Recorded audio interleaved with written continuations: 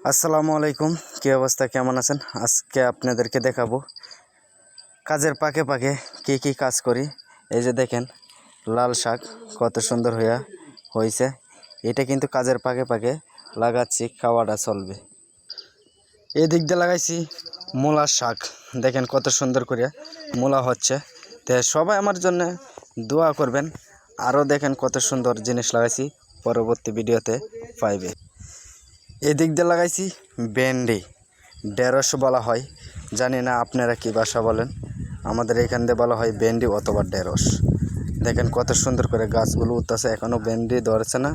ভেন্ডি যদি হয় পরবর্তী ভিডিওতে দেখানো হবে। এদিক দিয়ে লাগাইছি বেগুন, দেখেন কত সুন্দর করে বেগুনও ধরছে, বেগুন গাছও হয়েছে। আসলে কাজের পাকে পাকে একটু কষ্ট করলে সবজিটা কিনতে হয় না। এদিক দিয়ে লাগাইছি বটবডি, দেখেন গাছ উড়তাছে কিন্তু বটবডি ধরে ফেলছে। তা আসলেই কাজের পাকে পাকে যদি একটু কাটনি করা যায় তাহলে সবজিটা নিজের হাতেই মানানো যায়।